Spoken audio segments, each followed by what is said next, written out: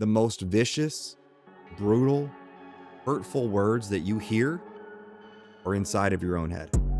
When you stop being your own worst critic and you start being your own best teammate, you're going to play free. You're going to live free. It's going to be more enjoyable. You're going to perform better. And who knows where you might end up. So here's the takeaway. You spend more time with yourself than anyone else. And that means the teammate that you are to yourself matters most. My challenge to you is if you want to play your best, you've got to stop being your own worst enemy and start being your own best teammate. Hey, what's going on, everybody? Welcome back to the Next Season Podcast, episode 34. In episode 32, I gave you the top ways, my top ways that freshmen and new guys can be garbage teammates. And then in 33, I laid it all out on the upperclassmen and how they can be terrible teammates to their new guys, their freshmen or new guys, right? And in both episodes, we talked about what to do instead. So what's next? Picture this.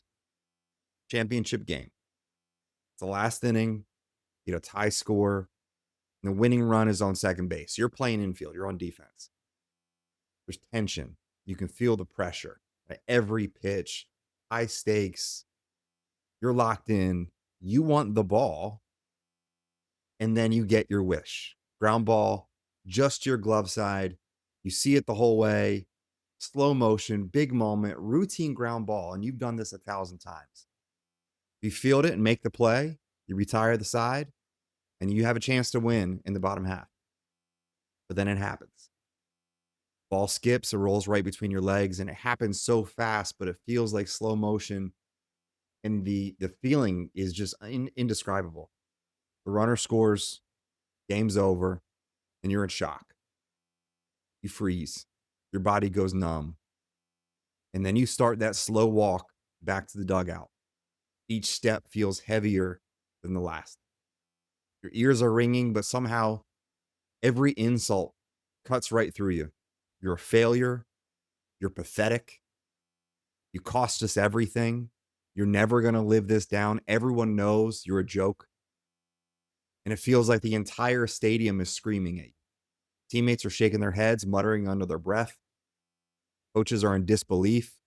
And you think they're regretting playing you at all.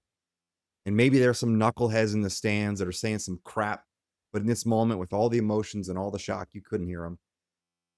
And the hard truth is the insults that you're hearing, the hate, the venom, all those words weren't coming from your teammates.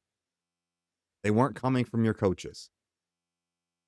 They were hurting, but they were in the game with you, and they have your back. The most vicious, brutal, hurtful words that you hear are inside of your own head. It's the hate and the venom that you spit at yourself. And those fans, as you get into the college and the pros, the sad reality today is we hear more and more about hurt people who act out and cross the line with hurtful and hateful and disgusting comments. And they do this despite not having the balls or the talent to be in the field where you are. But they're hurt people. And that's a topic for another time. And you're human, so it stings when you hear those things. But my message to you is the most damaging voices aren't theirs. They're the ones in your head. That's the garbage teammate we all carry. The one who doesn't just criticize your play, it attacks your worth and your character. The one that whispers you're not enough. You're never going to get it right. Why even try? Might as well give up now. And if we're being real, most athletes live with that voice every single day. But think about this. Would you ever want to spend time with a teammate like that? Would you respect a teammate who constantly tore you down, called you a failure, told you're never going to come through? No shot. You'd avoid that guy at all costs. And my challenge to you is if you want to play your best, you've got to stop being your own worst enemy and start being your own best teammate. And that's exactly what we're going to dive into today. And if that story, that example sounds familiar, drop it in the comments. It's one of the most emotional moments in MLB history. Now, forget about that story for a minute, and let's try a different exercise to try to put this in perspective. And just like we did in the previous two episodes, we're going to start with inversion thinking. We know the goal of this episode is to learn to be your own best teammate. But one of the best ways to drive this home is to understand and really feel what it's like to be your own worst teammate. We've all had bad teammates. Guys are flat out selfish, disrespectful, lazy, they're a jerk, they're entitled, right? We've all had those teammates. And I want you to think about the things that they did, the specific behaviors they showed, or the things they said. And the list might look something like this. They focus on your at bat or your play. And if you make one mistake, they go off on you. They tell you that you're never going to be good enough. They tell you that you suck or you're soft or you're a loser. They compare you to other players or other people. They break promises to you. They don't hustle or give full effort on the field or in the gym, but then point things out to other people. They make excuses and blame others for everything. So if you had that, if you had a teammate like that, that would be an absolutely garbage teammate. That's not someone you'd want to play with, right? But how many of you do that to yourself? Be honest. Now forget about that imaginary teammate or a real teammate if you can think of one. Just keep it to yourself and reflect on this about yourself. I'm going to rattle off a list of things that I do if I wanted to be the worst, most garbage teammate to myself. I want you to get out a piece of paper and a pen, and I want you to mark, just put a tally mark for each one of these that you do, and be honest with yourself. Okay. I'm going to give you a second here. Get out a piece of paper and a pen, make a mark for each one of these that you do. You might be surprised and not in a good way. If I wanted to be a garbage teammate to myself, the worst possible teammate to myself, here's exactly what I would do. Here's the playbook. I let one at bat or error or strikeout or game erase months of hard work and convince myself that I haven't improved and I might as well give up. That's the first thing I'd do. Then I'd tear myself down and replay every mistake on a loop in my head until it's the only thing I can remember. And then I'd refuse to celebrate what wins I do get and act like nothing is ever good enough. And then I'd talk to myself with words I never say to another human. You suck, you're soft, you're a loser, and things much worse than that. And then I'd compare myself to every other player and always come up short or less than. And then I'd break promises to myself. I'd skip workouts, I'd cut corners, I'd quit when it got hard, even though I told myself I wouldn't do it because I didn't want to risk failing at full effort. And then I'd ignore my health and my recovery and my sleep and either just get lazy or I'd grind until I burned out. And then I'd obsess over what coaches and scouts or fans think of me and let their opinions define me and my self-worth. And then I'd make excuses instead of owning my effort. So I'd blame the umpire, I'd blame the field, I'd blame the weather, I'd blame everything under the sun or the rain.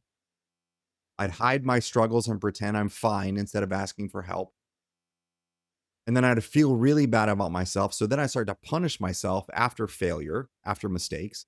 And so I'd do extra sprints or I'd withhold food or I'd beat myself down instead of building myself up. And then when all that's done, I'd focus almost solely on things that I can't control while ignoring the things that I can. And then finally, I'd make my entire self-worth about stats or playing time and what I can do on the field and not who I am both on and off. How many marks do you have? You don't have any marks? If you didn't check any marks and you're honest with yourself, call me. I will give you my number. Put it in the put your name in the comments. I will give you my number. I want to learn your secrets. And go write a book because you've mastered something extremely rare or you're absolutely full of crap. We're all doing these things, especially people who are ambitious and goal-oriented, high performers, high potentials, and courageous people who put themselves in challenging environments. So if you have a handful of marks or 13 of them like I do, don't worry, that's the point. Recognize the garbage teammate that you have inside, and then we're going to start to make the moves to replace them with a better one. And so to do this, I'll put things in 3 buckets. There are 3 buckets that I'm thinking about when I think about being your own best teammate. The first bucket is identity. It's who you really are. And here's where most athletes and honestly most people struggle. They confuse what they do with who they are. I've had players tell me all the time, if I'm not hitting 300, I feel like nothing. Or if I get injured, I lose my identity. That was me. That's a dangerous place to live. Growing up from youth to senior year of high school, I coasted. I worked harder than some, but certainly not as hard as others, and certainly not to the level required to meet the dreams that I had. Right. So there's goals and ambitions and dreams that I had. And I worked just hard enough to get by based upon my talent, but it really, I coasted. I won MVPs. I got team captains. I got all conference. I got all area, right? I got a chance to play in college, enough to get noticed a little along the way, but not nearly enough to make the most of the talent that I had. And then I get to college.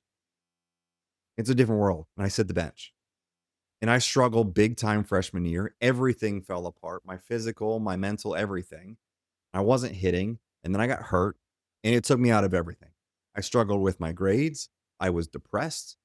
It was awful. And I tried to cover it up on the surface. I didn't ask for help. And I had some fun. I had good friends, but I wasn't truly happy. And it got to a point where I just quit. I left. I got distracted with other things and I left. Broke promises to myself and I acted impulsively. And again, if you go back to the first 4 episodes, I tell that full story. The first 4 episodes of the next season podcast, I tell that full story. I had no identity. I had no direction. And baseball is something that you do. It is not necessarily who you are. Who you are goes deeper. Now, don't get me wrong. If you want to be a Major League Baseball player, you probably have to be obsessed and it becomes part of your identity, but part of your identity. You're still a human being, a man, a husband, a father, a friend off the field. Who you are goes deeper. And I want to help you realize something absolutely critical. You're a competitor. You're disciplined. You're resilient. You're someone who values growth.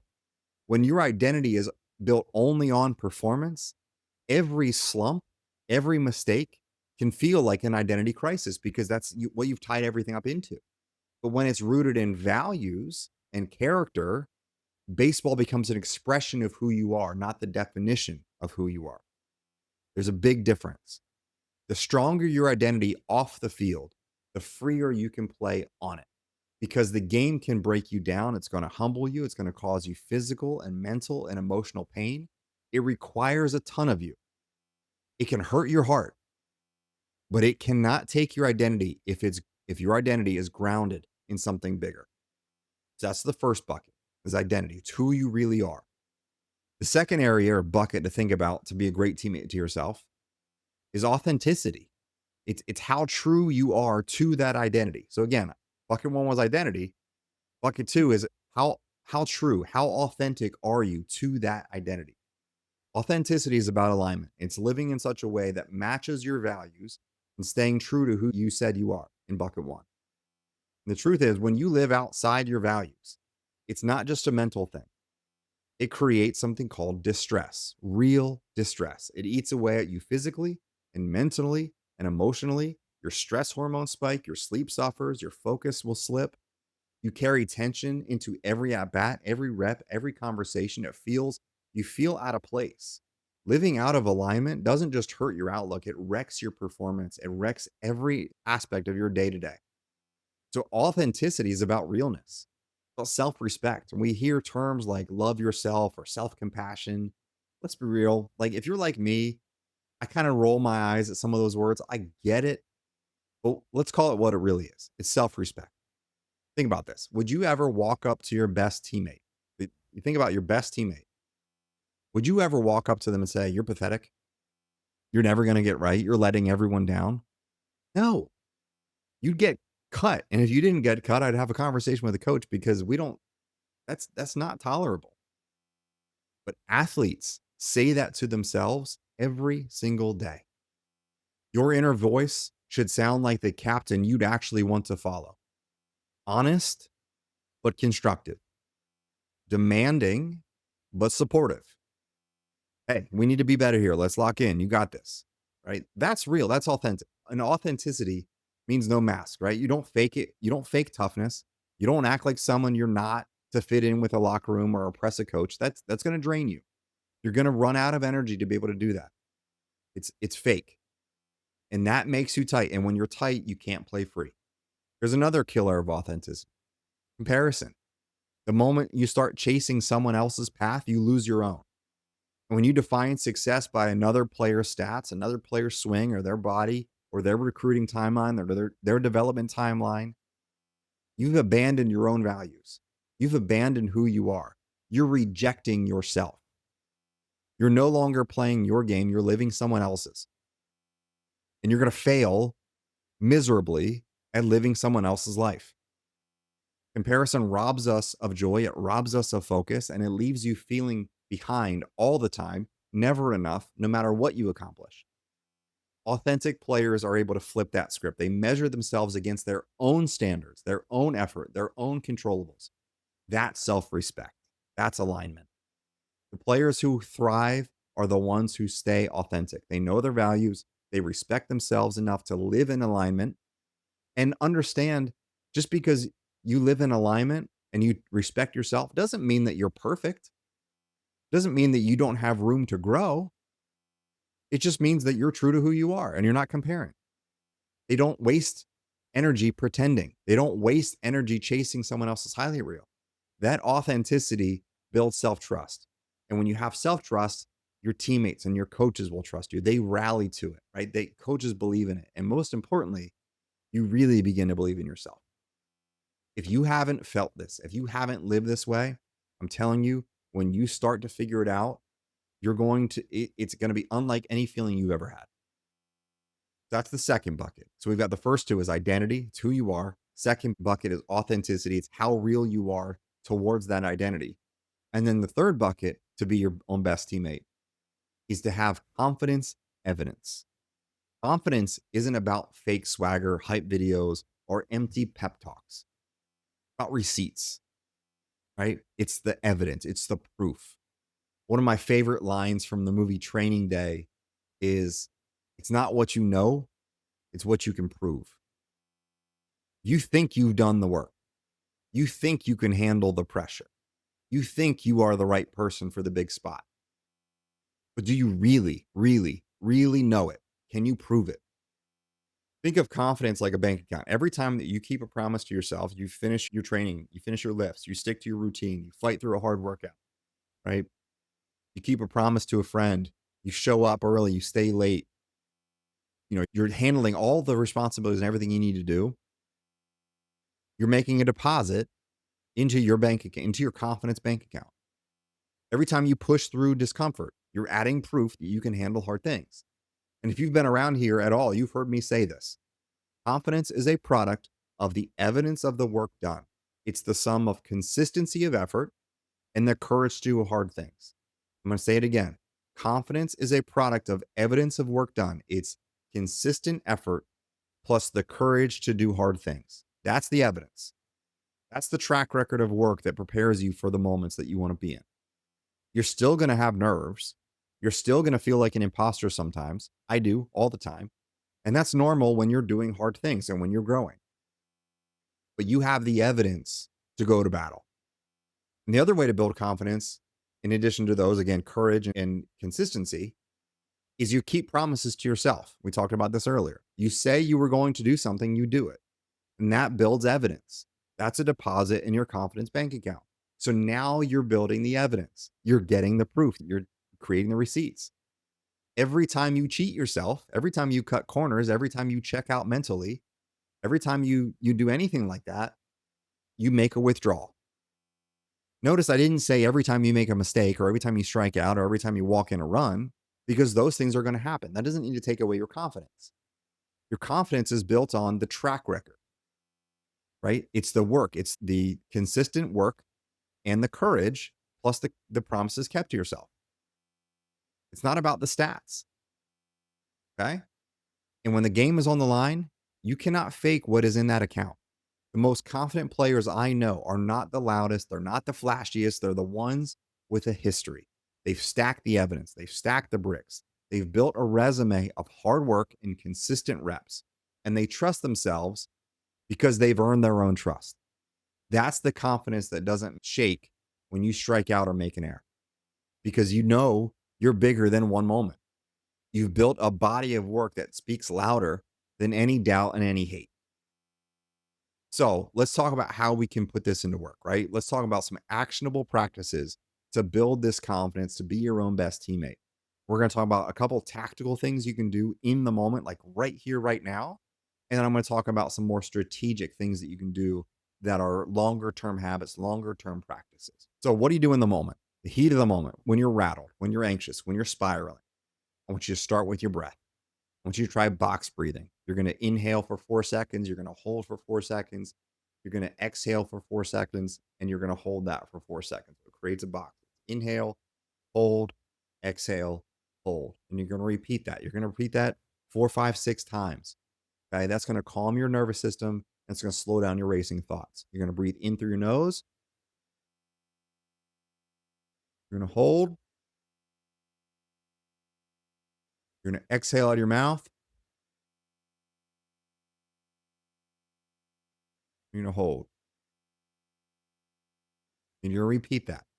Okay. Another great breathing tactic, and there's tons of different breathing techniques. So that's a great, simple breathing technique. You can practice it in real time. Very simple, easy to remember. Another one is called a physiological sigh. If you've ever watched or listened to Andrew Huberman, he talks about this. It's 2 quick inhales, 2 strong inhales to really load up those lungs. And then you're going to exhale. So it's going to be something like this.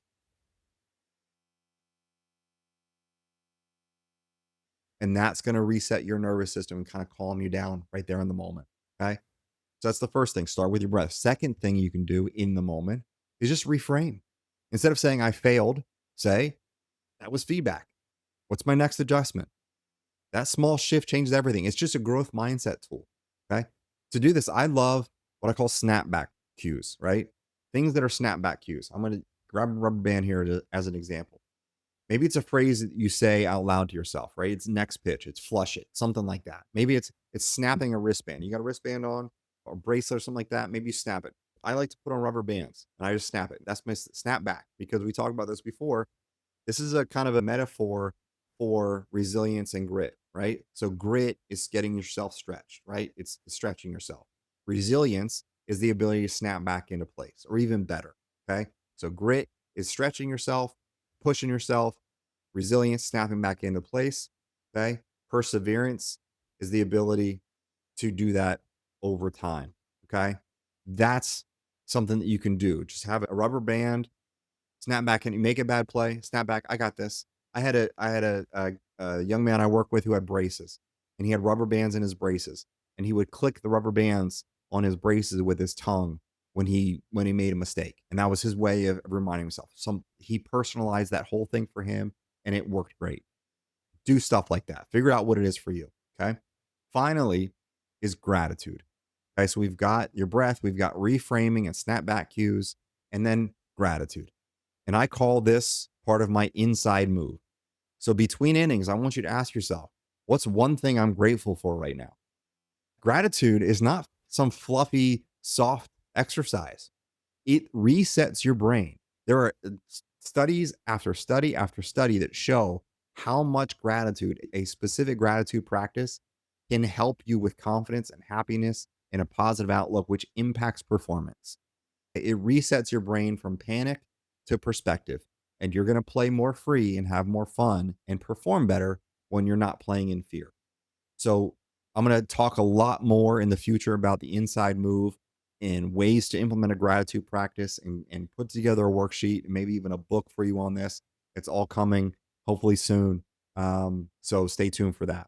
So those are some tactical right now in the moment things that you can do. Strategic, thinking about longer term. Let's zoom out a little bit. Some longer term resilience and confidence practices. You need to train your brain like you train your body. And one of the best things you can do is meditation. It doesn't have to be spiritual, okay? It can be related to a gratitude practice as well. It's just quiet time. It's just sitting down, being alone with your thoughts, or it can be with, if you have a spiritual practice, a religious practice, that's great. If you've got a relationship, explore that too, right? But 10 minutes, 5, 10 minutes of focusing on your breath and just being present with your thoughts can help build the same confidence that you need to be able to perform in a bat. The next thing you can do is journal. And again, all of these can be very well related. They can be very congruent. They can work together. So journaling is you write down some things, write down some thoughts. Some guys like to do just completely free mind journaling, just free writing, right? Whatever comes to mind, there's no prompts. It's just write. And other people like prompts, right? They like to answer questions. They like specific things that they're responding to. Write down some wins, write down some things you can control, write down some things you're grateful for, write down some things you want to work on. Sometimes at the end of the day, you just want to unload things that you got done and you want to make your to-do list for the next day. Whatever that journaling practice is for you, just to be able to get down some of those thoughts and start to stack the evidence that you can actually see. Right now, you're building your case. Okay. And then finally is visualization. Before bed, I want you to take mental reps. In the morning, take mental reps. Whatever that fits in your day, I want you to picture yourself going into the box.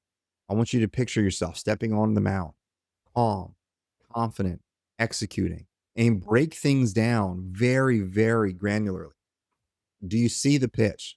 What kind of pitch is it? Do you pick up the spin? What's the situation? How many guys are on base? Like, put yourself in that position, and especially do this if you're doing a bunch of physical reps, because the mental reps, we're going to talk more about visualization. We've done it in the past. We're going to do it again in the future. But the more visualization reps that you do when it's a skill that you already know how to do physically, it enhances your physical performance. It supplements your physical training and actually can improve performance on top of the physical training that you're doing. Doesn't necessarily replace it. But if you're injured and you can't go out there and take swings, or you can't go out there and throw, visualization is a great way to stay physically engaged in the game and maintain that edge. And it enhances quicker recovery, right? Or quicker return to performance as you go through the recovery process. So tons and tons of benefits to visualization. We're going to talk more about those as well. Finally, don't shy away from the hard things, like just doing simple, hard things, right? I always talk about cold showers, conditioning drills, right? Lifts. Okay. They're not just for the physical stuff. They're not just to prove something macho. They're proof. Every time you do something hard, you're reminding yourself, I can handle discomfort. I don't quit. I can push myself beyond my limits safely.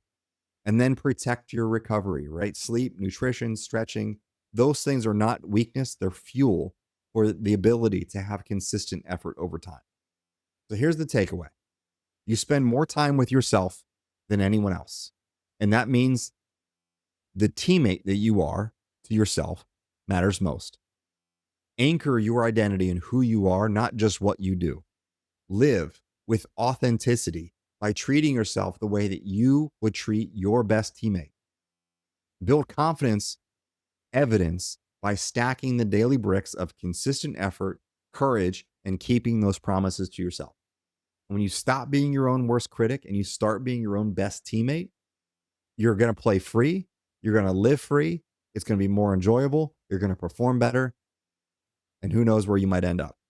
If this hits home with you, I'd love to hear your thoughts. Drop a comment, share this with a teammate who needs it. Hit that follow so you don't miss the next episode of the Next Season podcast. We're going to keep building this together. I appreciate you. We'll see you next time.